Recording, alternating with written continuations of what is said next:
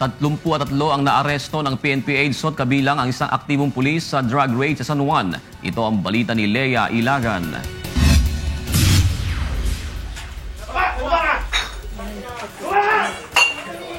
Sinalakay ng PNP Anti-Illegal Drugs Special Operations Task Force ang 12 bahay sa Barangay West Crame, San Juan City kaninang madaling araw sa bisa ng search warrant.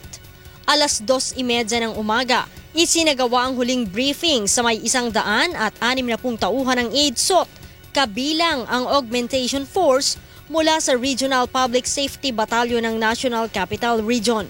Pasado alas 3 ng madaling araw, nagtungo na ang convoy sa lugar. 33 tao ang nahuli sa 12 bahay na pinasok ng mga operatiba, kabilang na ang isang aktibong pulis at isang dating barangay tanod.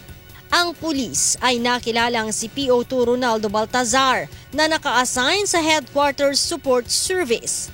Ayon sa AIDSOT, 15 sa nahuli nila ay talagang target ng raid, subalit dinakip din ang 18 iba pa upang isailalim sa beripikasyon at investigasyon dahil nakita ang mga ito sa bahay kung saan mayroong mga droga.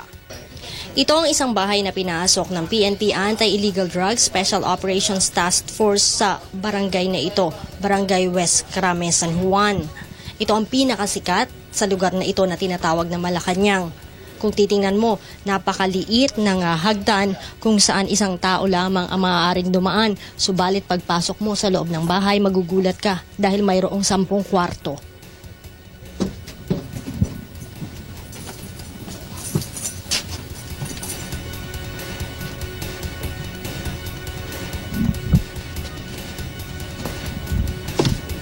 Sa loob ng mga kwarto, natagpuan ang sachet ng mga hinihinalang shabu at mga drug paraphernalias. Masaya naman ang barangay chairman ng West Crame sa ginawang raid ng AIDSOT. I am very happy. Ay, mga tao maligaya rin. Ayon kay AIDSOT Chief, Police Senior Superintendent Antonio Garjola, marami ng sumbong ang nakarating sa kanila na talamak ang bentahan at paggamit ng shabu sa lugar. Inuumpisa natin sa sariling bakura natin sa pamamaraan po ng pagka-coordinate namin sa mga opisyales dito. Nagkandak muna tayo ng barangay awareness. Hiningkayat natin yung mga residente rito at saka yung mga opisyales na makipagtulungan sa otoridad. Nagpahayag naman ng suporta ang bagong kalihim ng DILG sa paglaban ng AIDSOT sa ipinagbabawal na gamot. DILG sumusuporta sa lahat ng kanilang pangangailangan at napag-usapan last Wednesday na